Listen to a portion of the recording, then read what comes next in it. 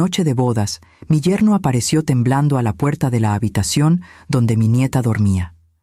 Me entregó un sobre lleno de dinero y susurró con los ojos desorbitados de terror: «Doña Beatriz, agarre a Sofía y huya ahora mismo. No pregunten nada, solo corran». Obedecí sin vacilar, aún sin entender, sin saber que acababa de salvar a mi nieta de una sentencia de muerte.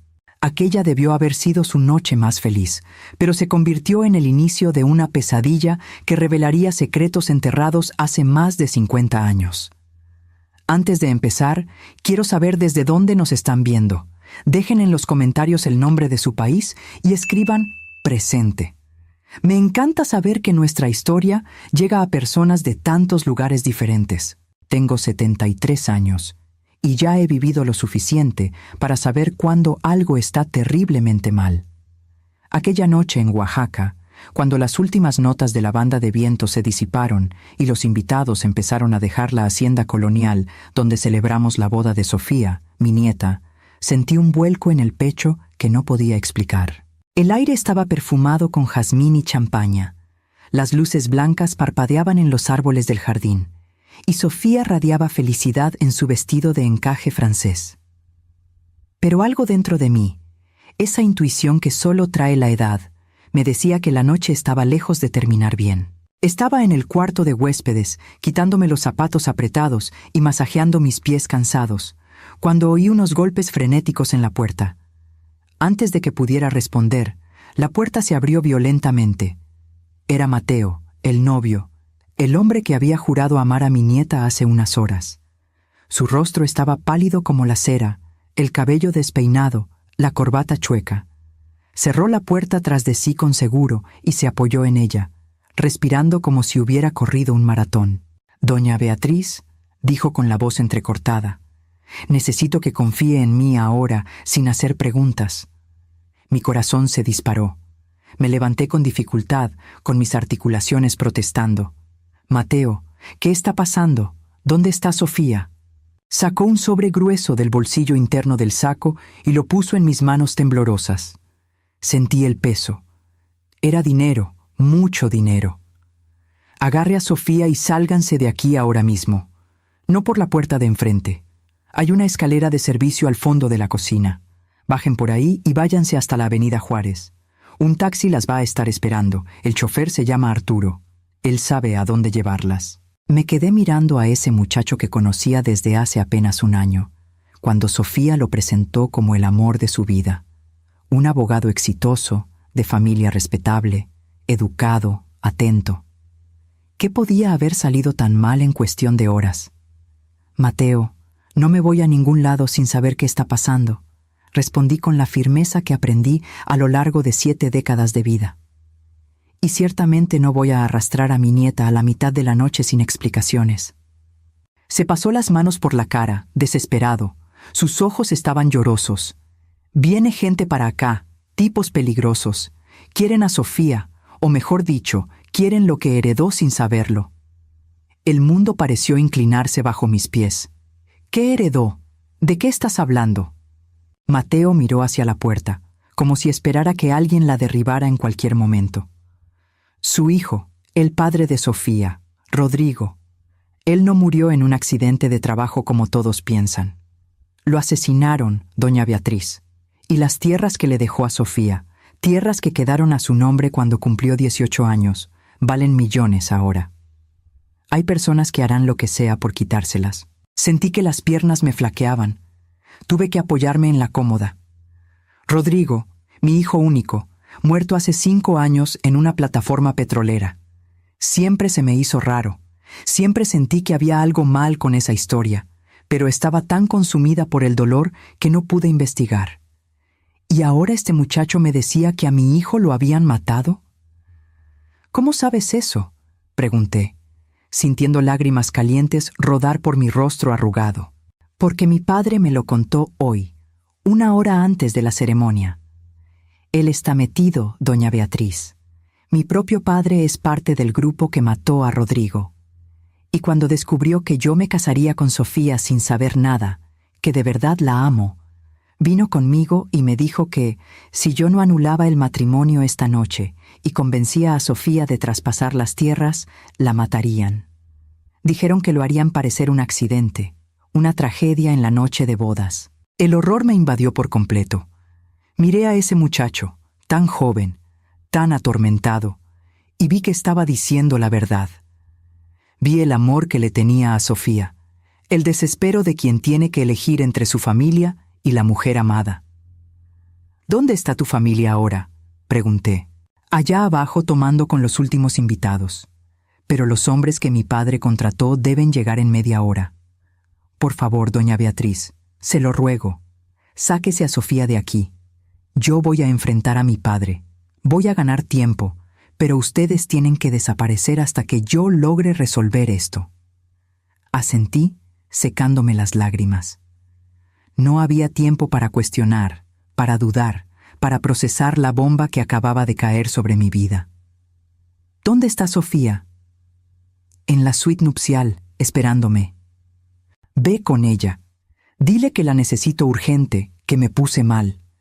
Tráela aquí sin llamar la atención. Mateo asintió y salió corriendo.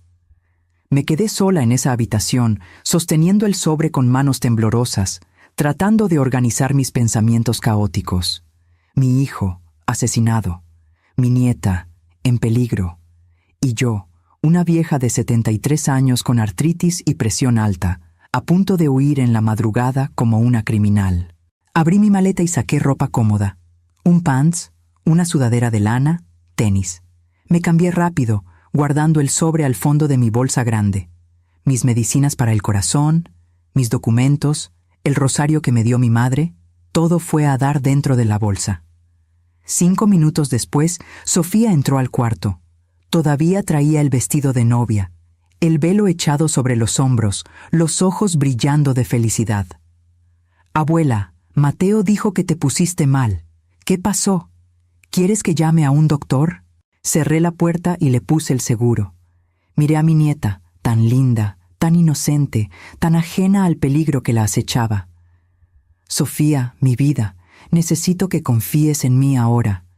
Quítate ese vestido y ponte esto. Le entregué ropa sencilla. Abuela, ¿qué está pasando? Es mi noche de bodas. Lo sé, mi amor, lo sé, pero tenemos que salir de aquí ya mismo. Te voy a explicar todo en el camino, pero por favor confía en mí. ¿Confías en tu abuela? Me miró confundida, asustada, pero asintió. Siempre he confiado en ti, abuela. Entonces ponte esa ropa, rápido. Sofía obedeció, aunque sus manos temblaban al quitarse el vestido que había escogido con tanto cariño. La ayudé con el cierre, con el corazón roto al ver aquel momento mágico transformarse en pesadilla. En 5 minutos ya estaba vestida con jeans y una blusa simple, con tenis en los pies. ¿Y Mateo?, preguntó ella, con lágrimas en los ojos. Él sabe, él nos ama y está haciendo lo posible por protegernos. La tomé de la mano y salimos del cuarto. El pasillo estaba vacío, la casa silenciosa. Allá abajo oíamos voces apagadas, risas, música suave. Bajamos por una escalera lateral que daba a la cocina. La cocinera ya se había ido, dejando todo limpio y ordenado. Encontramos la escalera de servicio al fondo y bajamos despacio, con mis rodillas quejándose en cada escalón. Llegamos a la calle lateral. La noche estaba fría, el cielo estrellado. Caminamos rápido por la banqueta, Sofía agarrándome del brazo, las dos mirando hacia atrás a cada segundo. Mi corazón latía tan fuerte que temía que se me fuera a parar. 2 cuadras después, vimos un taxi viejo parado bajo un árbol. Un hombre flaco, de bigote canoso, nos hizo señas. ¿Doña Beatriz?, preguntó. Sí. Súbanse, rápido. Saltamos al asiento de atrás. El taxi arrancó antes de que siquiera cerráramos las puertas. Miré por el medallón trasero y vi luces, movimiento en la entrada de la hacienda. Hombres corriendo. Llegamos justo a tiempo. Sofía me apretó la mano. Abuela, por el amor de Dios, dime qué está pasando. Respiré profundo, sintiendo el peso de todo lo que tenía que contar. y empecé a hablar, revelando secretos que yo misma acababa de descubrir. Secretos que cambiarían la vida de mi nieta para siempre.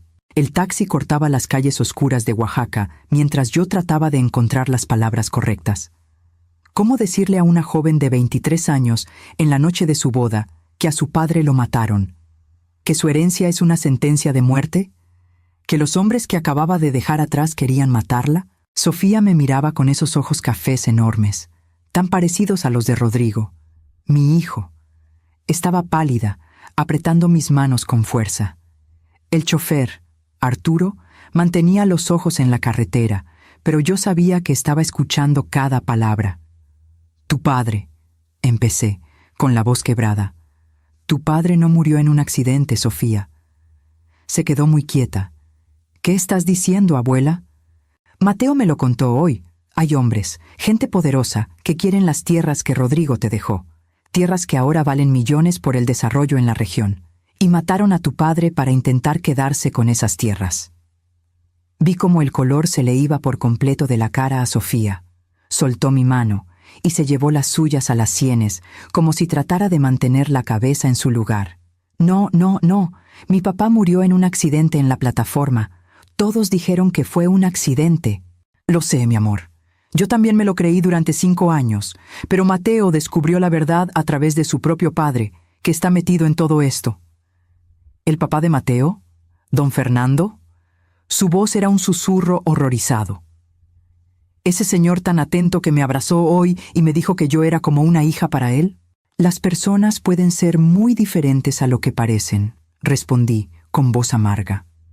Pensé en todas las comidas, las cenas, las reuniones familiares donde don Fernando se sentaba a nuestra mesa, sonreía, brindaba, mientras guardaba el secreto terrible de lo que le había hecho a mi hijo. Sofía empezó a llorar, con lágrimas silenciosas rodando por su cara. La acerqué a mi hombro, acariciando su cabello como hacía cuando era chiquita. Todo va a estar bien, mi amor. Vamos a estar bien. Tu abuela te va a proteger. ¿Y Mateo? Sollozó. ¿Él sabía? ¿Me engañó? No, mija. Mateo se enteró apenas hoy, poco antes de la ceremonia, y cuando supo, hizo lo único correcto. Nos avisó, nos dio dinero, nos ayudó a escapar. Él te ama, Sofía. Está arriesgando todo por protegerte. El taxi siguió rodando por casi 1 hora. Dejamos Oaxaca atrás y entramos en caminos oscuros de terracería, rodeados de cerros. Mis huesos me dolían con cada bache. Mi presión debía estar por las nubes, pero no podía pensar en mí ahora. Tenía que ser fuerte por Sofía. ¿Doña Beatriz? Preguntó. Sí. Soy Lupita. Mateo me llamó. Se pueden quedar aquí el tiempo que necesiten. Mi casa es humilde, pero es segura. Bajamos del taxi. Arturo sacó las pocas cosas que traíamos. Mi bolsa, la de Sofía con algunas cosas que había sacado del cuarto. Cuídense, dijo él, mirándome con seriedad. Y no confíen en nadie. Gracias, respondí, entregándole dinero del sobre que Mateo me había dado. Él negó con la cabeza. Mateo ya me pagó. Eso es para usted. Lo van a necesitar. El taxi se fue, dejándonos en medio de la nada con una extraña. Pero Lupita tenía una cara bondadosa, ojos gentiles. Nos hizo pasar. La casa era realmente sencilla. 2 cuartitos, una cocina con fogón de leña, un baño básico, pero estaba limpia y olía a tortillas recién hechas. «Deben tener hambre», dijo Lupita, sirviéndonos platos con frijoles, arroz y tortillas calientes. Sofía apenas tocó la comida, pero yo me obligué a comer. Necesitaba mantener las fuerzas. Después de la cena, Lupita nos enseñó uno de los cuartos. Había una cama matrimonial con sábanas limpias, una ventanita con cortinas de flores. Descansen. Mañana pensaremos qué hacer. Me acosté al lado de Sofía, que seguía llorando bajito. Le tomé la mano en lo oscuro, escuchando los ruidos de la noche allá afuera. «Abuela», susurró ella, «¿qué vamos a hacer? No podemos vivir huyendo para siempre». «Lo sé, mi vida. Pero primero tenemos que seguir vivas. Después encontraremos la manera de resolver esto». Se volteó hacia mí, con sus ojos brillando en la oscuridad. ¿Crees que Mateo esté bien? ¿Y si le hacen algo? Se me apretó el corazón. Yo también estaba preocupada por el muchacho. Él se había puesto entre nosotros y el peligro, entre la mujer que amaba y su propio padre. Mateo es listo, él va a encontrar la forma. Pero yo no estaba segura de nada. Me quedé despierta toda la noche, oyendo a Sofía finalmente quedarse dormida, agotada de tanto llorar. Miré el techo de vigas de madera, pensando en Rodrigo, mi hijo. Me acordé de cuando nació, un bebé gordito y sano que gritaba con fuerza. Me acordé de enseñarlo a caminar, a leer, a andar en bicicleta. Me acordé del día que me presentó a Sofía, recién nacida, y me dijo: «Mamá, esta es tu nieta. Cuídala si algo me llega a pasar». En ese entonces pensé que estaba siendo dramático, pero ahora entendía. Rodrigo sabía que estaba en peligro. Sabía que esas tierras traerían problemas, y me pidió que protegiera a su hija. Lágrimas silenciosas corrieron por mi cara arrugada. «Te lo prometo, hijo», susurré en la oscuridad. «La voy a proteger con mi vida, lo juro por lo más sagrado». Al amanecer, desperté con el olor a café de olla. Lupita estaba en la cocina, preparando el desayuno. Sofía todavía dormía, finalmente descansando después de la noche terrible. Me levanté despacio, con todo el cuerpo adolorido, y fui a la cocina. «Buenos días, doña Beatriz», dijo Lupita sirviéndome una taza de café cargado y dulce. «¿Durmió bien?» «No mucho. Mi cabeza no para». Ella asintió con comprensión. «Mateo me llamó en la madrugada. Él está bien, pero la cosa está complicada. Su padre está furioso buscándolas. Mateo dijo que se queden escondidas por lo menos una semana». «¿Una semana? ¿Y después?» Lupita se encogió de hombros. «Después, ustedes tendrán que decidir qué hacer. Huir para siempre, o pelear. Pelear». La palabra retumbó en mi mente. ¿Cómo dos mujeres, una vieja y una joven, podrían pelear contra hombres poderosos, sin escrúpulos, asesinos? Pero entonces pensé en Rodrigo, en cómo luchó toda la vida para darnos una vida digna. Pensé en Sofía, que merecía vivir sin miedo, y algo dentro de mí, algo que pensaba que había muerto con la edad, empezó a despertar. Coraje, puro y ardiente coraje. «Lupita», le dije, mirándola a los ojos, «necesito ayuda. Necesito encontrar a alguien que sepa de leyes, de tierras, alguien que me ayude a entender exactamente qué heredó Sofía y cómo podemos protegerla». Lo pensó por un momento. «Conozco a un licenciado en Puebla, un hombre derecho que no le tiene miedo a la gente de poder. Le puedo llamar. Hazlo, por favor». En ese momento, Sofía apareció en la puerta, con los ojos hinchados pero determinada. «Abuela, te escuché. Yo también quiero pelear. No voy a dejar que la muerte de mi papá sea en vano. Quiero justicia». Miré a mi nieta y vi la fuerza de Rodrigo en ella. Vi la misma determinación, la misma valentía. Y supe que juntas, de alguna forma, encontraríamos el camino. Pasaron 3 días en esa casa aislada. 3 días que parecieron una eternidad. Lupita fue nuestro puente con el mundo exterior, trayendo noticias, comida y, finalmente, el contacto que necesitábamos. El abogado de Puebla, don Carlos, aceptó vernos discretamente. Sofía y yo pasamos esos días platicando, planeando y, sobre todo, tratando de entender la dimensión del problema que enfrentábamos. Lupita nos trajo documentos, copias que Mateo había logrado enviar a través de un mensajero de confianza. Eran escrituras, mapas, avalúos de terreno. Cuando vi los números, casi me desmayo. Las tierras que Rodrigo le había dejado a Sofía abarcaban más de 200 hectáreas en una zona que ahora era blanco de desarrollo industrial. El valor estimado era de más de 80 millones de pesos. 80 millones. Yo, que me había pasado la vida estirando los centavos, cuidando cada peso, apenas podía comprender tal cantidad. «Abuela», dijo Sofía, estudiando los papeles conmigo, «¿por qué mi papá nunca me contó nada de esto?» Suspiré, alisando las páginas amarillentas. «Porque te quería proteger, mi vida. Rodrigo creció pobre, igual que yo. Cuando heredó esas tierras de su abuelo, tierras que en ese entonces no valían casi nada, las vio como un seguro para el futuro. Pero cuando supo que había interés de grandes empresas, que gente peligrosa les había echado el ojo, decidió dejarlas a tu nombre y mantener el secreto.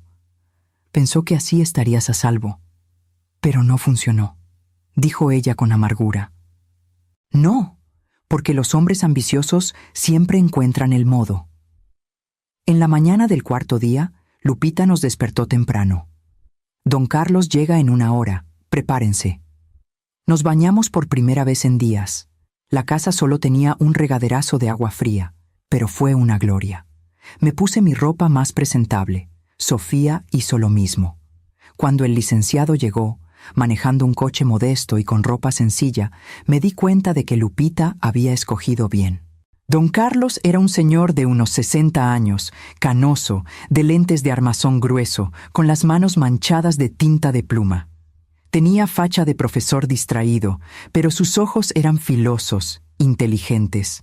Doña Beatriz, señorita Sofía, saludó dándonos la mano. Estudié los documentos que me mandaron.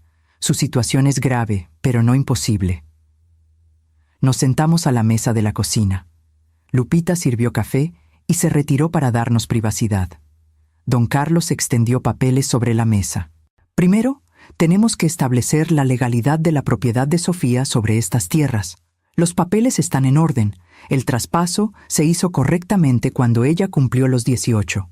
Sofía es la única dueña legal. Pero, ¿y si esos hombres falsifican documentos?, pregunté. ¿Si le pagan a jueces, a funcionarios? Don Carlos asintió seriamente. Es una preocupación válida. Por eso, mi primera recomendación es que registremos estos documentos en múltiples instancias, federales, estatales, hasta internacionales si es posible. Vamos a crear tantas copias certificadas que será imposible borrarlas todas. ¿Y después?, preguntó Sofía. Después nos vamos a la ofensiva. Vamos a investigar la muerte de su padre, Rodrigo. Si logramos probar que fue asesinato, que hay una conspiración para quitarles sus tierras, esos hombres van a dar a la cárcel. Sentí una chispa de esperanza. ¿Pero cómo? Ya pasaron 5 años. Las pruebas ya deben haber desaparecido. No necesariamente. Tengo contactos, investigadores, periodistas, gente que no se queda callada ante la injusticia. Vamos a levantar cada piedra, entrevistar a cada testigo. Alguien sabe algo, siempre hay alguien que vio, que oyó. Sofía me tomó la mano. Abuela, ¿crees que debamos hacer esto? Es peligroso. La miré, a esa joven que era todo lo que me quedaba de Rodrigo. Mi vida, ya estamos en peligro. Huir no va a resolver nada. Esos hombres no van a parar hasta conseguir lo que quieren. Nuestra única oportunidad es exponerlos, destruir su operación antes de que ellos nos destruyan a nosotras. Don Carlos estuvo de acuerdo. Doña Beatriz tiene razón, pero tenemos que ser cuidadosos. Un paso en falso y estarán muertas. La palabra cayó como una losa en la sala. Muertas. Tan definitivo, tan final. ¿Qué tenemos que hacer?, pregunté, enderezando la espalda. Primero, Sofía tiene que firmar un poder para que yo pueda actuar en su nombre. Así, si algo les pasa, yo puedo seguir la lucha legal. Segundo, necesitamos un lugar seguro para que se queden mientras yo trabajo. No pueden volver a Oaxaca ni a su casa. Tengo una hermana en la Ciudad de México, dije. No nos hablamos hace años, pero estoy segura de que nos recibiría. Don Carlos negó con la cabeza. La familia es lo primero que van a vigilar. Tiene que ser alguien que no tenga una conexión obvia con ustedes. Lupita regresó a la cocina. Tengo una amiga en Querétaro. Ella renta cuartos para estudiantes. Podría hospedarlas como inquilinas comunes, sin hacer preguntas. Perfecto, dijo don Carlos. Querétaro es lo suficientemente grande para que se pierdan entre la gente, pero lo bastante cerca para que yo mantenga contacto. Se amarraron los detalles. Sofía firmaría los documentos. Don Carlos empezaría las investigaciones y nos mudaríamos a Querétaro en 2 días. Parecía un plan sólido, pero no podía quitarme la sensación de que algo saldría mal. Después de que don Carlos se fue, Sofía y yo nos quedamos solas en el portal, viendo el atardecer sobre los cerros. El cielo estaba pintado de naranja y morado, tan bonito que dolía. «Abuela», dijo Sofía suavemente, «¿tienes miedo?» Pensé en mentir, en ser la abuela fuerte e inquebrantable que siempre he tratado de ser. Pero decidí decir la verdad. Estoy muerta de miedo, mi vida. Tengo 73 años. Mis huesos me duelen, mi corazón está débil y estoy huyendo de asesinos. Claro que tengo miedo, pero no se te nota, porque demostrar miedo no nos va a ayudar. Pero tener miedo, reconocer el peligro, eso es lo que nos mantiene vivas, nos mantiene alertas. Recargó su cabeza en mi hombro. Quisiera que mi papá estuviera aquí. Mis lágrimas vinieron sin aviso. Yo también, mi vida, yo también. Aquella noche recibí una llamada. Era Mateo, usando un número que no conocía. Su voz se oía tensa, cansada. «Doña Beatriz, ¿cómo están?» «Vivas. ¿Y tú?» «Complicado. Mi padre está furioso. Me amenazó con desheredarme. Dijo que soy un traidor. Pero conseguí información que puede ayudar. Nombres, lugares, fechas. Estoy documentando todo y se lo voy a mandar a don Carlos». «Mateo», le dije con la voz entrecortada, «gracias, por todo, por amar a mi nieta lo suficiente como para hacer lo correcto». Se quedó en silencio un momento. «Doña Beatriz, les fallé. Debí haber investigado a mi familia antes. Debí cuestionar cosas raras que vi, pero estaba ciego. El amor nos ciega para muchas cosas, pero cuando importó, abriste los ojos y tomaste la decisión correcta». «¿Está Sofía ahí?», preguntó con la voz quebrada. Le pasé el teléfono. Me salí de la sala para darles privacidad, pero oí a Sofía llorar. La oí decirle que lo amaba, que lo esperaría. Mi corazón se rompió y se llenó de esperanza al mismo tiempo. 2 días después, salimos para Querétaro.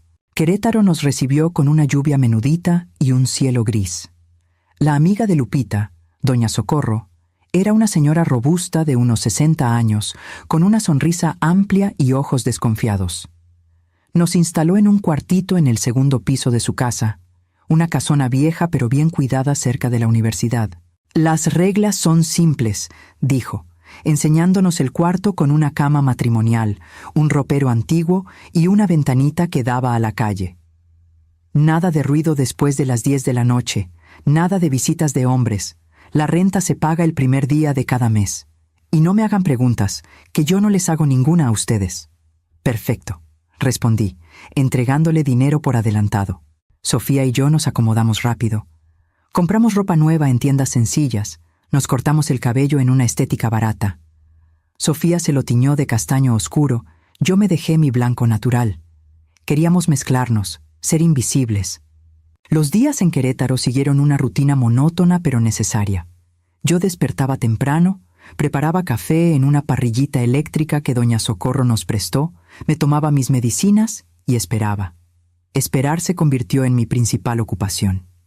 Esperar noticias de don Carlos, llamadas de Mateo, alguna señal de que las cosas estaban avanzando. Sofía consiguió trabajo en una cafetería cerca de la universidad. Insistió en trabajar. Dijo que quedarse quieta la volvería loca. Yo me preocupaba. ¿Y si alguien la reconocía? Pero entendía la necesidad.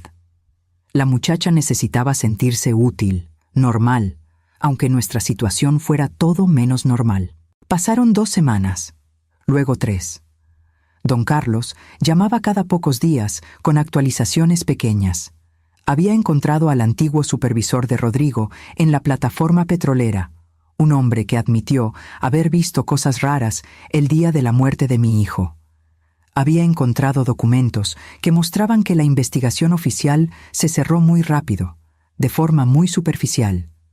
Las piezas del rompecabezas empezaban a encajar, pero despacio, tan despacio. Yo pasaba mis días caminando por las calles de Querétaro, siempre alerta, siempre mirando por encima del hombro. Visité iglesias, prendí veladoras, recé. Le pedí a Dios, a la Virgen, a todos los santos que conozco, que nos protegieran, que nos dieran fuerza. Mi fe siempre ha sido sencilla, práctica.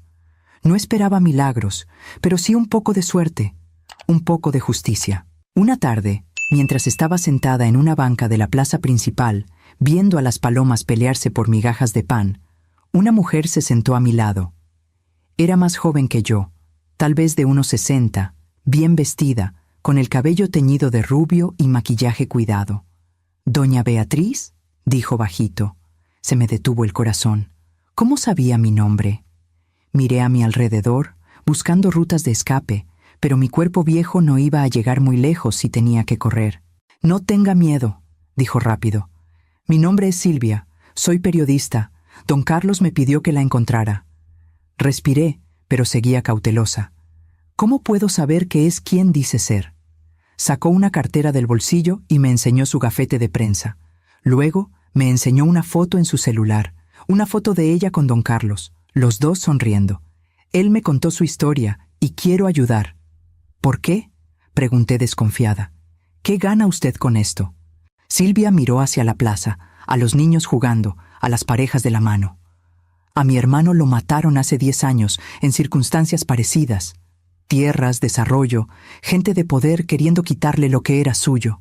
Nunca pude probar nada, nunca tuve justicia. Pero tal vez, con su historia, logre exponer a estos monstruos. La miré, vi el sufrimiento real en sus ojos y decidí confiar. ¿Qué necesita de mí? Su historia, todos los detalles. Voy a escribir un reportaje, publicarlo en un periódico nacional. La presión pública es un arma muy poderosa, doña Beatriz. Estos hombres actúan en las sombras porque nadie está mirando. Pero si les echamos luz, van a tener que retroceder. Pasamos las siguientes 2 horas en esa banca, y le conté todo. De Rodrigo, de su muerte, de Sofía y la boda, de la huida, de las tierras. Silvia grabó cada palabra, tomó notas, me hizo preguntas específicas. Era profesional, meticulosa. «Voy a necesitar hablar con Sofía también», dijo ella, «y con Mateo, si él acepta». «Les voy a preguntar». Aquella noche, cuando Sofía regresó del trabajo, le conté de Silvia. Se puso nerviosa. «Abuela, ¿y si nos expone? ¿Y si esto nos pone en más peligro?» «Mi vida, ya estamos en peligro. Pero si nos quedamos calladas, ellos ganan. Necesitamos aliados, gente que conozca nuestra historia y pueda presionar por justicia». Sofía lo pensó, mordiéndose el labio como siempre hacía cuando estaba ansiosa. «Está bien, hablaré con ella». La entrevista con Sofía fue 2 días después, en un café discreto. Silvia fue amable, respetuosa, pero firme en sus preguntas. Sofía contó de la boda, de la huida, del amor que le tenía a Mateo y el terror de descubrir que a su padre lo habían asesinado.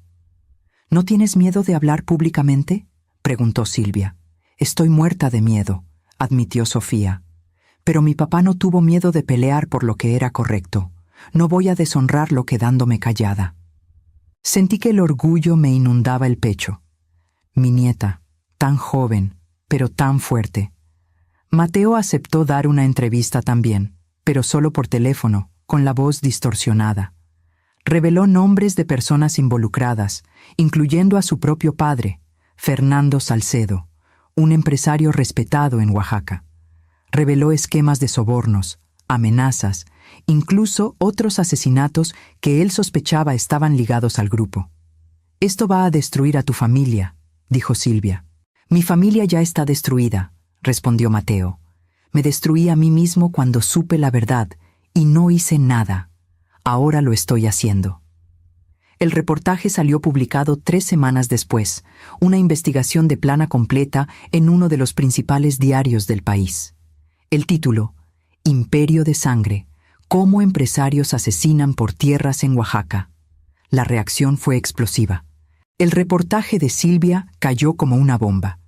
En 24 horas estaba en todos los noticieros nacionales.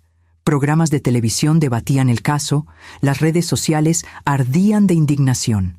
Fotos de Rodrigo, de Sofía, incluso mías, fotos viejas de la familia, circulaban por todos lados. Don Carlos me llamó esa mañana, con la voz vibrando de emoción. Doña Beatriz, lo logramos. La Fiscalía Federal abrió una investigación. No tienen de otra con toda esta presión pública. Pero junto con la esperanza vino el miedo, porque ahora todo el mundo sabía quiénes éramos, dónde habíamos estado, lo que teníamos. Nos convertimos en blancos todavía más grandes. «Tenemos que irnos de Querétaro», dijo Sofía, con los ojos pegados al celular, donde leía comentario tras comentario. «Todo el mundo nos conoce ahora, cualquiera nos puede encontrar». Tenía razón. Ya habíamos recibido 3 visitas raras esa mañana, reporteros queriendo entrevistarnos, curiosos queriendo conocer a las mujeres valientes del reportaje. Doña Socorro se estaba poniendo nerviosa. Don Carlos consiguió una casa de seguridad, un departamentito en la Ciudad de México, en una colonia de clase media donde nadie nos conocería. Nos mudamos esa misma noche, llevándonos solo lo esencial. La Ciudad de México era enorme, ruidosa, caótica, perfecta para desaparecer. El departamento era chiquitito, un cuarto, una estancia que servía de cocina, un baño apretado. Pero tenía protecciones en las ventanas, puerta reforzada y estaba en el 5º piso. Nos sentimos razonablemente seguras. Los días siguientes fueron una montaña rusa de emociones. La investigación federal avanzaba. 5 hombres fueron arrestados, incluyendo a Fernando Salcedo, el padre de Mateo. Los cargos eran graves: conspiración para homicidio, extorsión, falsificación de documentos. Rodrigo no había sido la única víctima. Descubrieron al menos otros 3 casos parecidos, otras familias destruidas por la ambición de ese grupo. Mateo nos visitó por primera vez 2 semanas después. Sofía y yo estábamos cenando sopa de fideo cuando tocó a la puerta. Sofía corrió a abrir y se abrazaron en el pasillo, llorando, besándose, como si no se hubieran visto en años. Estaba más flaco, con ojeras profundas, pero sus ojos brillaron al ver a Sofía. «Mi amor», susurró, «¿estás bien? ¿Están seguras?» «Estamos», respondió Sofía metiéndolo al departamento. «Gracias a ti». Mateo se sentó con nosotras, rechazó la comida, pero aceptó café. «Mi padre está preso. Confiscaron todos los bienes de la familia. Mi madre no me habla. Mis hermanos me odian. Lo perdí todo». «No perdiste a Sofía», le dije con dulzura. «Y no perdiste tu dignidad, hiciste lo correcto. Lo sé, no me arrepiento, pero duele, doña Beatriz, duele descubrir que tu padre es un monstruo». Puse mi mano arrugada sobre la suya. «Tú no eres responsable de los pecados de tu padre. Eres responsable solo de tus propias decisiones. Y tus decisiones fueron de honor». Sonrió tristemente. «Sofía tiene suerte de tenerla». «Las dos tenemos suerte de tenerte», respondí. Mateo se quedó unas horas. Él y Sofía platicaron en voz baja en el cuartito mientras yo lavaba los trastes, dándoles privacidad. Cuando se fue, Sofía tenía lágrimas en los ojos, pero estaba sonriendo. «Me pidió que volviéramos a planear la boda», me dijo. «Cuando todo esto acabe, cuando seamos libres, quiere hacer las cosas bien». «¿Y tú?» Le dije que sí, obvio. «Abuela, lo amo. A pesar de todo, por todo, él demostró su amor». Abracé a mi nieta, sintiendo sus lágrimas mojar mi hombro. «Tu papá estaría orgulloso, mi vida, de ti, de tus decisiones, de tu valor». Pero la paz no duró. 3 días después, don Carlos me llamó de urgencia. «Doña Beatriz, necesito que vengan a mi oficina ya mismo. Hay algo que tienen que ver». Tomamos un taxi, Sofía y yo apretadas en el asiento de atrás, con mi corazón acelerado. La oficina de don Carlos estaba en un edificio viejo pero respetable en el centro histórico. Nos recibió en la puerta, con la cara seria. «Siéntense», dijo, señalando sillas de cuero gastado. Su escritorio estaba tapizado de documentos, fotos, mapas. «¿Qué pasó?», preguntó Sofía, con voz tensa. Don Carlos suspiró profundo. «Los investigadores federales descubrieron algo. Las tierras de Sofía, las tierras por las que mataron a Rodrigo, no solo eran valiosas por el desarrollo industrial». «¿Qué?», pregunté confundida. Extendió mapas sobre la mesa. Hay reservas de litio debajo de esas tierras. Mucho litio, miles de millones de pesos en litio. Y el gobierno está metido, doña Beatriz. Hay funcionarios que querían esas tierras para darles la explotación a empresas específicas. El esquema va mucho más allá de Fernando Salcedo y su grupo. Sentí que el piso desaparecía bajo mis pies. ¿Me está diciendo que hay gente en el gobierno que nos quiere matar? Estoy diciendo que ustedes son una amenaza para un esquema que involucra a políticos, empresarios, tal vez hasta gente en puestos muy altos de poder. Sofía se puso pálida. ¿Entonces nunca vamos a estar seguras? ¿Ni con los arrestos, ni con la investigación? Don Carlos vaciló. Hay una solución. Pueden vender las tierras. Puedo negociar un precio justo, depositar el dinero en una cuenta afuera y se pueden ir. Dejar México, empezar de cero en otro país. Huir, dije con amargura. Otra vez. Sobrevivir, corrigió don Carlos. Doña Beatriz, entiendo su deseo de justicia, pero esa gente, ese nivel de poder, ellos siempre ganan, siempre. Miré a Sofía. Ella miraba sus propias manos, con lágrimas cayendo en silencio. Abuela, susurró, estoy cansada. Cansada de tener miedo, de huir, de mirar por encima del hombro. Tal vez tenga razón. Tal vez deberíamos agarrar el dinero e irnos. Mi corazón quería gritar que no podíamos dejar que los asesinos de Rodrigo ganaran, que la justicia importaba. Pero mi cabeza cansada y vieja, veía la lógica. Veíamos a dos mujeres contra un imperio de corrupción. ¿Cómo podíamos ganar? ¿Cuánto tiempo tenemos para decidir?, pregunté. Unos días, pero no muchos. La presión está subiendo. Hubo un intento de entrar a su departamento anoche. ¿Qué?, gritó Sofía. El portero los detuvo, pero no era alguien queriendo robar. Eran profesionales, doña Beatriz. Alguien mandó a por ustedes. El miedo me atravesó como un hielo. Sabían dónde estábamos. A pesar de todo el cuidado, nos encontraron. Tenemos que salir de ahí ya, dije, levantándome. Don Carlos ya tenía un plan. Nos llevó a un hotel discreto, pagó en efectivo, se registró con un nombre falso. Quédense aquí, no salgan del cuarto. Voy a trabajar en las opciones. Pasamos la noche en ese cuarto de hotel, con las cortinas cerradas, la televisión prendida en volumen bajo solo para tapar el silencio pesado. Sofía estaba acostada en la cama, mirando el techo. Yo estaba sentada en un sillón, agarrando mi rosario, rezando. «Abuela», dijo Sofía de repente, «si vendemos las tierras y nos vamos, ¿a dónde iríamos?», pensé. «Tal vez a España. Tengo primas lejanas allá. O a Argentina.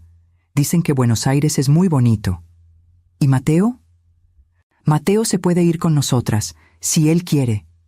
Se sentó, mirándome con los ojos rojos de llorar. ¿Pero eso sería justo? ¿Sacarlo de su vida, de su carrera, solo porque yo no soy lo suficientemente fuerte para pelear? «Sofía, escucha», dije, moviéndome para sentarme con ella en la cama. «No se trata de fuerza, se trata de supervivencia. Tu papá peleó y murió. No quiero el mismo destino para ti». «¿Pero y la justicia? ¿Y todas esas otras familias que sufrieron? Si huimos, ¿quién va a pelear por ellas?». Sus palabras me dieron directo en el blanco, porque tenía razón. Silvia, la periodista, había encontrado otras 5 familias, otros 5 casos de asesinato, extorsión, robo. Si nos rendíamos ahora, todo ese dolor iba a ser en vano. Pero ¿y si peleábamos y perdíamos la vida? No dormí esa noche. Me quedé sentada en ese sillón incómodo del hotel, viendo a Sofía finalmente dormirse agotada, y pensé en toda mi vida. 73 años de luchas, de pérdidas, de victorias chiquitas y tragedias grandes. Perdí a mi marido joven, cuando Sofía ni siquiera nacía. Crié a Rodrigo sola, trabajando de empleada doméstica, lavando ajeno, haciendo lo que fuera para poner comida en la mesa. Y cuando finalmente Rodrigo creció, se hizo un hombre de bien. Me dio una nieta hermosa. Me lo arrebataron unos monstruos ambiciosos. Al amanecer, tomé una decisión. Cuando Sofía despertó, me encontró vestida, sentada en la orilla de la cama, con los papeles que don Carlos nos dio regados a mi alrededor. «Abuela», dijo ella tallándose los ojos, ¿Dormiste? No, pero pensé, y ya decidí. Se sentó alerta. ¿Qué decidiste? No vamos a huir, no vamos a vender, vamos a pelear. Sofía se me quedó viendo, con la boca abierta. Pero abuela, tú misma dijiste. Ya sé lo que dije, pero me pasé la noche pensando en Rodrigo, en todas esas familias, en cuánta gente más va a sufrir si dejamos que estos monstruos ganen. Y decidí que prefiero morir peleando que vivir huyendo. Las lágrimas llenaron los ojos de Sofía. Abuela, tienes 73 años. No es tu responsabilidad salvar al mundo. No estoy tratando de salvar al mundo, mi vida. Estoy tratando de salvar la memoria de mi hijo y darte a ti un futuro donde no tengas que tener miedo. Empezó a llorar. ¿Y si nos matan? Entonces, moriremos sabiendo que luchamos, que no nos doblamos. Eso no es poca cosa, Sofía. Me abrazó, sollozando en mi hombro. Está bien, abuela. Vamos a pelear, pero con una condición. ¿Cuál? Prométeme que me vas a dejar protegerte también. Prométeme que no vas a hacer nada estúpido o heroico sin decirme antes. Sonreí acariciando su cabello. Prometo intentar. Llamé a don Carlos. No vamos a vender, vamos a exponerlos a todos, vamos a la lucha hasta el final. Hubo un silencio. Luego suspiró. Doña Beatriz, son mujeres muy valientes o muy tontas, pero las voy a ayudar. Vamos a necesitar un plan de hierro. El plan se armó en los días siguientes. Don Carlos, Silvia la periodista, Mateo y hasta algunos de los investigadores federales que resultaron derechos. Formamos una especie de equipo. El objetivo era simple: juntar pruebas suficientes no solo para encerrar a Fernando Salcedo y sus cómplices directos, sino para exponer toda la red de corrupción, incluyendo a los políticos metidos. Mi papel era ser la cara pública de la lucha, la abuela anciana que perdió a su hijo y se negaba a callarse. Silvia organizó entrevistas en programas de tele, radios, periódicos. Al principio estaba muerta de nervios. Nunca había salido en la tele, no sabía cómo portarme, qué decir, pero Silvia me enseñó. Sea usted misma, doña Beatriz. Cuente su verdad. La gente conecta con lo auténtico. Mi primera entrevista fue en un programa matutino muy popular. Me senté en un sillón suavecito, con luces brillantes apuntándome, una conductora sonriente haciéndome preguntas. Temblaba tanto que el agua en el vaso a mi lado bailaba. «Doña Beatriz», preguntó la conductora, «¿por qué arriesgar su vida y la de su nieta? ¿Por qué no aceptar el dinero y vivir en paz?» Miré directo a la cámara. «Porque la paz comprada con sangre no es paz. Porque mi hijo Rodrigo merece justicia. Porque hay otras madres, otras abuelas, que perdieron hijos por esta banda de criminales de cuello blanco. Y alguien tiene que decir, ya basta». La entrevista se hizo viral. En 2 días tenía millones de vistas. Mensajes de apoyo llegaban por miles, pero también amenazas. Amenazas horribles, detalladas, describiendo exactamente cómo me matarían, cómo harían sufrir a Sofía. Don Carlos contrató seguridad para nosotras. 2 expolicías, hombres serios y callados que nos acompañaban a todos lados. Era raro, hasta penoso, pero necesario. La investigación federal avanzaba. Más nombres salieron a la luz. Un senador, 2 diputados, el director de una agencia de desarrollo regional. El escándalo crecía día con día. Y entonces vino el golpe que lo cambiaría todo. Uno de los investigadores federales, un muchacho llamado Luis, descubrió documentos escondidos en las oficinas de Fernando Salcedo. Documentos que probaban no solo el esquema de las tierras, sino también que el accidente de Rodrigo había sido planeado minuciosamente. Había correos, transferencias bancarias para el hombre que saboteó la plataforma, hasta fotos tomadas el día antes de su muerte, enseñando cómo seguían a Rodrigo. Cuando don Carlos me enseñó esos papeles, sentí que estaba viendo el asesinato de mi hijo pasar otra vez. Había correos discutiendo la eliminación del problema Rodrigo. Había un presupuesto para el servicio. Había todo. Con esto, dijo don Carlos, con la voz temblorosa de la emoción. Podemos hundirlos, a todos ellos. Pero hubo un precio. A Luis, el investigador que encontró los papeles, lo mataron 2 días después. Dijeron que fue un asalto, que estuvo en el lugar equivocado a la hora equivocada. Pero todos sabíamos la verdad. Sofía entró en pánico. Abuela, están matando gente. Nos van a matar a nosotras también. Tal vez, respondí, sorprendentemente tranquila. Pero ahora tenemos las pruebas. Si algo nos pasa, ya están copiadas y repartidas con decenas de periodistas, abogados, investigadores. Nuestra muerte solo haría esas pruebas más fuertes. Era una lógica fría, pero real. Nos volvimos demasiado peligrosas para que nos mataran. Se fijó la fecha del juicio. Fernando Salcedo y otros 12 acusados enfrentarían cargos de homicidio, conspiración, corrupción. Los medios cubrían cada detalle. El país entero estaba viendo. Mateo apareció la víspera del juicio. Estaba irreconocible. Había bajado de peso. Tenía los ojos hundidos, pero había una determinación en él que no le había visto antes. Voy a testificar, dijo. Contra mi padre, contra todos ellos. Voy a contar todo lo que sé. Sofía lo abrazó. Mateo, te pueden meter a la cárcel a ti también.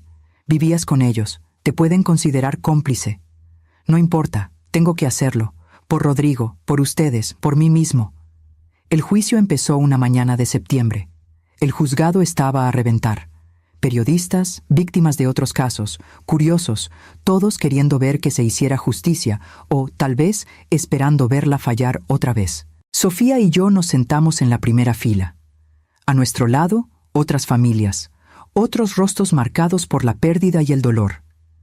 Vi a una mujer agarrando la foto de un hijo muerto. Vi a un señor anciano con lágrimas rodando en silencio por su cara. Estábamos todos ahí, unidos por la tragedia, esperando justicia. Fernando Salcedo entró esposado, con la cara dura e inexpresiva. No miró a Mateo, ni a nosotras. Solo se quedó viendo al frente, como si todo aquello fuera una molestia menor. Los otros acusados se veían más nerviosos. El senador lo negaba todo. Gritaba sobre una conspiración política. Los empresarios miraban al piso. Uno de ellos estaba llorando. El fiscal presentó las pruebas. Se leyeron los correos en voz alta. Se exhibieron los documentos en pantallas grandes. Cada evidencia era como un martillazo cerrando su ataúd. Cuando llegó la hora de que Mateo testificara, la sala se quedó en silencio absoluto. Mateo caminó al estrado con pasos firmes, pero vi que sus manos temblaban cuando puso la palma sobre la Biblia para jurar decir la verdad.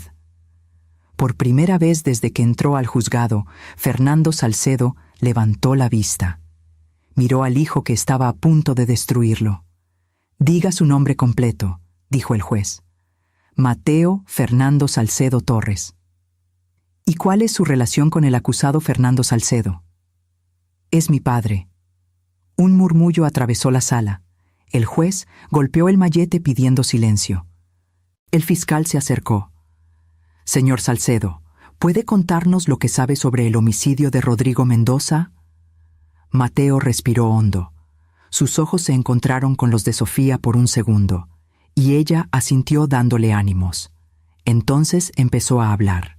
«Crecí oyendo a mi padre discutir negocios en la cena, tierras, desarrollo, oportunidades. Cuando tenía 16 años, oí por primera vez sobre resolver problemas de forma definitiva. No entendí en ese entonces, o fingí no entender. Pero con el tiempo, me empecé a dar cuenta de que algunas familias perdían sus tierras después de accidentes convenientes. Muertes convenientes. «¡Objeción!», gritó el abogado de Fernando. «¡Especulación! No ha lugar. Continúe». Rodrigo Mendoza era uno de esos problemas. Lo supe 3 meses antes de conocer a Sofía. Mi padre mencionó en una junta que el heredero de las tierras de Mendoza tenía que ser persuadido o removido. No até cabos hasta que me enamoré de Sofía, hasta que ella me contó de su padre muerto en un accidente de plataforma. La voz de Mateo tembló. Cuando pedí la mano de Sofía, mi padre me llamó aparte. Dijo que era conveniente, que yo podía hacer que Sofía nos firmara las tierras. Me negué. Dije que amaba a Sofía, que no la iba a usar. Fue entonces cuando me contó todo, cómo sabotearon la plataforma, cómo le pagaron al inspector de seguridad para falsificar reportes, cómo a Rodrigo lo mataron porque se negó a vender. Lágrimas corrían por la cara de Mateo ahora. Sofía lloraba abiertamente a mi lado. Le apreté la mano con fuerza, con mis propios ojos nublados. Mi padre dijo que, si yo no cooperaba, Sofía tendría el mismo destino que Rodrigo en la noche de bodas. Que sería fácil, un accidente en el viaje de luna de miel, tal vez, y que tenía que elegir mi familia o ella. Y elegiste a Sofía, dijo el fiscal suavemente. Elegí hacer lo correcto. Elegí el honor sobre la sangre. Fernando Salcedo explotó. «¡Traidor! ¡Eres un...!». Los guardias lo callaron, pero el daño ya estaba hecho. Su máscara de indiferencia se cayó, dejando ver al monstruo detrás. Siguieron otros testimonios. El ex supervisor de Rodrigo, que admitió haber sido presionado para alterar reportes de seguridad. Un empleado de la agencia de desarrollo que entregó correos mostrando sobornos. Una secretaria que grabó conversaciones comprometedoras. Cada pieza del rompecabezas encajaba, armando una imagen innegable de conspiración y asesinato. Cuando me tocó testificar a mí, subí al estrado con dificultad, con mis piernas viejas protestando. El juez fue amable, me ofreció agua, me preguntó si necesitaba un descanso. «No, señor juez, esperé 5 años por este momento. No lo voy a desperdiciar». Conté todo. De Rodrigo, de cómo era un buen hijo, un padre amoroso, de cómo su muerte destruyó a nuestra familia, de la noche de la boda, la huida, el miedo, y de cómo, finalmente, decidimos pelear. «¿Por qué no aceptó el dinero y se fue?», preguntó el abogado de la defensa en el contrainterrogatorio, tratando de intimidarme. Lo miré a ese hombre de traje caro defendiendo asesinos y le dije, «Porque algunas cosas son más importantes que el dinero, la justicia, la dignidad, la memoria de un hijo. ¿Usted entiende esas cosas, licenciado, o solo entiende de ganancias?». La sala aplaudió. El juez tuvo que dar varios martillazos para restaurar el orden. El juicio duró 3 semanas. 3 semanas de testimonios, de pruebas, de alegatos, y finalmente llegó el día del veredicto. Sofía y yo llegamos temprano al juzgado. No habíamos dormido. Nos pasamos la noche abrazadas, rezando, esperando. Mateo estaba con nosotras, pálido pero firme. Don Carlos nos aseguró que el caso era sólido, que las pruebas eran irrefutables. Pero yo sabía cómo funcionaba el sistema. Sabía que el dinero y el poder podían comprar muchas cosas, incluyendo la justicia. La sala se llenó de nuevo. Las familias de las otras víctimas, la prensa, activistas por la justicia, todos en silencio, esperando. Trajeron a los acusados. Fernando Salcedo todavía intentaba verse indiferente, pero le vi sudor en la frente. Los otros se veían resignados, algunos lloraban. Entró el juez. Todos nos levantamos. En el caso del Estado contra Fernando Salcedo y otros, empezó, con su voz retumbando en la sala silenciosa, en cuanto al cargo de homicidio en primer grado de Rodrigo Mendoza, este tribunal considera a los acusados. Mi corazón se detuvo. Sofía me apretó la mano tanto que me dolió. Culpables. La sala explotó. Gritos de alegría, llanto, abrazos. Vi a la mujer con la foto de su hijo besándola una y otra vez. Vi al señor anciano caer de rodillas, sollozando. Sofía me abrazó llorando. «Abuela, lo logramos, lo logramos». Pero el juez no había terminado. En cuanto a los cargos de conspiración, extorsión, corrupción y otros homicidios relacionados, este tribunal también considera a los acusados culpables. Las sentencias serán: Fernando Salcedo, cadena perpetua sin posibilidad de libertad condicional. Para los demás acusados, ya no oí el resto. Estaba llorando mucho, abrazando a Sofía, abrazando a Mateo, hasta abrazando a don Carlos, que se había acercado a sentarse con nosotros. 5 años de dolor, 5 años de preguntas sin respuesta, 5 años de injusticia, todo culminando en este momento. Justicia. Se llevaron a Fernando Salcedo esposado, gritando, jurando venganza, pero sus palabras eran vacías ahora. Solo era un viejo yéndose a la cárcel a morir. Afuera del juzgado, nos rodearon los reporteros. Cámaras, micrófonos, preguntas gritadas de todos lados. Silvia estaba ahí, sonriendo, haciéndonos señas para que habláramos. Me acerqué a los micrófonos, con Sofía de un lado y Mateo del otro. Hoy se hizo justicia. Empecé, con la voz ronca de la emoción. Mi hijo Rodrigo finalmente puede descansar en paz. Pero esta victoria no es solo nuestra. Es de todas las familias que han perdido a alguien por la ambición. Es un mensaje para los poderosos que creen estar por encima de la ley. No lo están. La verdad siempre sale a flote. Siguieron las preguntas, pero don Carlos nos protegió, nos metió a un coche que nos esperaba. Fuimos a su casa, donde nos esperaba una pequeña celebración. Otras familias de víctimas, algunos investigadores derechos, Silvia, todos unidos por la lucha que dimos juntos. Me tomé una copa de vino, algo que no hacía en años, y sentí el calor esparcirse por mi pecho. Sofía y Mateo bailaban despacito en un rincón de la sala, mirándose como si no hubiera nadie más en el mundo. «Hiciste algo increíble», dijo Silvia, sentándose a mi lado. «¿Sabes a cuánta gente inspiraste? ¿A cuántas otras víctimas que ahora tienen el valor de denunciar?» «No lo hice sola», respondí. «Usted, don Carlos, Mateo, Sofía, todos peleamos juntos». «Pero usted fue la chispa, doña Beatriz, una señora de 73 años que se negó a doblarse. Eso es más poderoso de lo que se imagina». Esa noche, de vuelta en nuestro departamentito, Sofía y yo nos quedamos en el balcón chiquito, viendo las luces de la ciudad. «¿Qué hacemos ahora, abuela?», preguntó ella. «Vivir mi vida. Finalmente vivir sin miedo». Los meses que siguieron fueron los más raros de mi vida. Después de tanto tiempo huyendo, mirando por encima del hombro, viviendo con el alma en un hilo, la paz se sentía de mentira. A veces despertaba en la madrugada con el corazón a 1000, esperando que alguien tocara a la puerta, que el peligro regresara. Pero no regresaba. Las tierras de Sofía finalmente quedaron registradas de forma segura y legal a su nombre. Don Carlos ayudó a poner un fideicomiso para protegerlas de futuros ataques. Parte de las tierras se vendió, no a los criminales que las querían, sino a una empresa ética que pagó lo justo y respetó los términos de Sofía. El litio se extraería con responsabilidad ambiental y parte de las ganancias se iría a la comunidad local. Con el dinero, Sofía puso una fundación con el nombre de Rodrigo.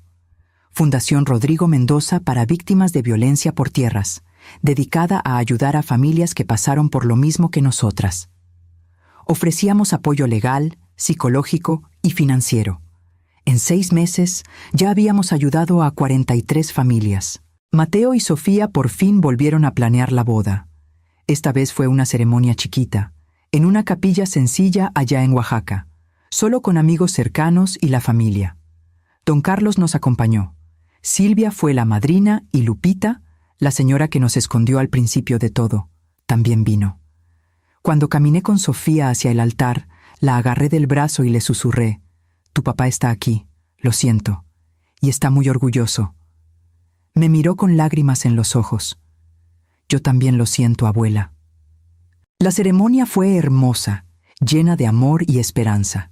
No hubo miedo, no hubo sombras. Solo 2 personas que se amaban, uniendo sus vidas, con todos nosotros de testigos. En la fiesta de después, bailé por primera vez en años. Mis rodillas se quejaron, mi espalda me dolió, pero no me importó. Estaba viva, mi nieta estaba segura y feliz, y se había hecho justicia. Mateo me sacó a bailar. «Doña Beatriz», dijo mientras nos movíamos despacio, «gracias por confiar en mí esa noche, por darme la oportunidad de hacer lo correcto». «Demostraste que eras digno de esa confianza», respondí. «Cuídame mucho a mi nieta». «Con mi vida». En los meses que siguieron, me armé una rutina. Despertaba temprano, me tomaba mi café, leía las noticias. Trabajaba unas horas en la fundación, revisando casos, hablando con las víctimas. Luego comía con Sofía, a veces con Mateo. Por las tardes, iba a la iglesia, prendía veladoras por Rodrigo, rezaba. Era una vida sencilla, pero era la mía, sin miedo. Un día, 6 meses después del juicio, recibí una carta. Era de Fernando Salcedo, desde la cárcel. Mi primera reacción fue tirarla, pero algo me hizo abrirla. Doña Beatriz, decía la carta con letra temblorosa, no espero perdón, no lo merezco, pero quería que supiera que paso cada día en esta celda pensando en lo que hice, en las vidas que destruí. Su hijo Rodrigo era inocente, todas las víctimas lo eran, y yo vendí mi alma por dinero que ahora no vale nada. Mi hijo me odia, mi esposa me dejó, mis otros hijos se cambiaron el apellido. Lo perdí todo, y es menos de lo que merezco. Espero que usted y Sofía encuentren paz. Es lo mínimo que puedo desear. Sostuve la carta un buen rato, sintiendo cosas encontradas. El coraje seguía ahí, siempre estaría, pero también había algo más. Lástima, tal vez. Lástima por un hombre que deshizo tantas vidas, incluyendo la suya. Le enseñé la carta a Sofía. La leyó y la rompió. No quiero nada de él, ni disculpas, ni arrepentimientos tardíos. Quiero que sufra cada día por lo que hizo. Entendí su rabia, pero yo ya tenía 74 años y aprendí que cargar odio envejece el alma más rápido que nada. Mi vida, le dije, él ya va a sufrir. Está en una cárcel por el resto de sus días, pero nosotras no tenemos que sufrir con él. Tenemos que seguir adelante. Lo pensó y luego asintió despacio. Tienes razón, abuela, como siempre. Ese verano, Sofía me dio la noticia más maravillosa. Estaba embarazada. Mi corazón casi explota de felicidad. Un nuevo comienzo, una nueva vida, naciendo de las cenizas de tanto dolor. Le vamos a poner Rodrigo, dijo ella, con las manos en su vientre todavía plano. Si es niño, tu papá estaría muy honrado, respondí llorando de alegría. Durante los meses del embarazo de Sofía, la cuidé como la había cuidado cuando era bebé. Le preparaba sus antojos, le masajeaba los pies hinchados, le leía cuando no podía dormir. Era como un círculo cerrándose. Yo había cuidado a Rodrigo, luego a Sofía, y ahora me preparaba para conocer a otra generación. El bebé nació en febrero, una mañana fría pero soleada. Un niño sano, con pulmones fuertes y ojos curiosos. Cuando lo cargué por primera vez, vi a Rodrigo en él. La misma forma de la cara, las mismas manitas chiquitas pero fuertes. «Hola, pequeño Rodrigo», le susurré. «Tu bisabuela está aquí, y te voy a contar historias de tu abuelo, de un hombre bueno que peleó por lo que era justo, y vas a crecer sabiendo que vienes de una familia de guerreros». Sofía me miraba desde la cama del hospital, agotada pero radiante. «Abuela, ¿crees que viva lo suficiente para verlo crecer?» Sonreí. «Mi vida, pienso llegar a los 100. Este niño necesita a su bisabuela». Y de veras pensaba hacerlo. Tenía mucho por vivir todavía. Quería ver a Rodrigo crecer, dar sus primeros pasos, decir sus primeras palabras. Quería seguir trabajando en la fundación, ayudando a familias. Quería ver que la justicia siguiera adelante. Hoy, sentada en el portal de la casa que Sofía y Mateo compraron, una casa preciosa con jardín y cuartos para todos, miro hacia atrás al camino que recorrimos y todavía me asombro. 2 mujeres, una vieja y una joven, contra un imperio de corrupción. Y ganamos. No fue fácil. Hubo noches de terror, días de desespero, momentos en que pensé que no la libraríamos, pero la libramos. Y más que eso, salimos adelante. El pequeño Rodrigo ya tiene 8 meses, gateando por la sala, riéndose. Sofía trabaja medio tiempo en la fundación. Mateo volvió a litigar, pero ahora defiende a víctimas de injusticias. Y yo simplemente vivo. Cada día es un regalo. A veces todavía tengo pesadillas. Sueño con aquella noche de bodas, con la huida, con las caras de los hombres que querían matarnos. Pero despierto y veo a mi familia a mi alrededor. Veo la vida que construimos de las ruinas y sé que valió la pena. La fundación sigue creciendo. En el último año ayudamos a 120 familias. Silvia escribió un libro sobre nuestra historia, que se volvió un éxito de ventas e inspiró cambios en la ley para proteger a los herederos de tierras valiosas. Don Carlos ahora entrena a otros abogados en cómo pelear contra la corrupción. Nuestra historia se volvió más grande que nosotras. Se volvió un símbolo de que la gente común puede enfrentar al poder y ganar. Que la justicia, aunque sea difícil, es posible. Hoy es el cumpleaños de Rodrigo. Cumpliría 53 años. Sofía y yo fuimos al panteón temprano, llevando flores frescas y al pequeño Rodrigo. Nos sentamos en el pasto a un lado de la tumba y le conté al bebé sobre su abuelo. Era valiente como tu mamá, y atento como vas a ser tú, y peleó por lo que era correcto, aunque fuera difícil. Eso es lo que significa ser un Mendoza. Sofía lloró en silencio. Aún después de tanto tiempo, el dolor de la pérdida seguía ahí. Pero ahora también había paz, sabiendo que su muerte no fue en vano, que logramos que se hiciera justicia. Al regresar a casa, el sol se estaba poniendo, pintando el cielo de tonos rosa y naranja. Agarré la mano de Sofía con una mano, y con la otra empujaba la carriola del bebé. 3 generaciones, caminando juntas, unidas por el amor y por la lucha. «Abuela», dijo Sofía de repente, «gracias por no rendirte, por pelear, por mantenerme fuerte cuando yo quería tirar la toalla». «Mi vida», respondí apretándole la mano, «tú también me mantuviste fuerte a mí. Nos salvamos las dos». Y era cierto. Sola, yo tal vez me hubiera rendido. Pero teniendo a Sofía que proteger, teniendo un motivo por el cual pelear, encontré fuerzas que no sabía que tenía. Ahora, mientras escribo estas palabras, sentada en mi cuarto cómodo, con el sonido de Sofía cantándole al bebé allá abajo, me siento completa. Mi vida no fue fácil. Perdí mucho, sufrí mucho, pero también amé mucho, peleé mucho y finalmente gané. Si alguien está leyendo esto, alguien que está pasando por una injusticia, por miedo, por opresión, le quiero decir, peleé. No importa qué tan imposible parezca, no importa qué tan poderosos sean sus enemigos. La verdad tiene poder. La justicia, aunque sea lenta, existe. Y la gente común, cuando decide levantarse, puede mover montañas. Tengo 74 años ahora. Mis huesos me duelen, mi corazón está débil, mi vista me falla. Pero mi espíritu nunca ha estado tan fuerte, porque sé que viví con dignidad, que peleé por lo correcto, que protegí a los que amaba. Y cuando me llegue mi hora, cuando finalmente me reúna con Rodrigo, podré mirarlo a los ojos y decirle, «Lo logré, hijo, protegí a tu hija, logré justicia para ti, y dejé un mundo un poquito mejor para tu nieto». Por ahora, sigo viviendo, un día a la vez, rodeada de amor, fortalecida por la victoria, en paz, finalmente. Esta es mi historia.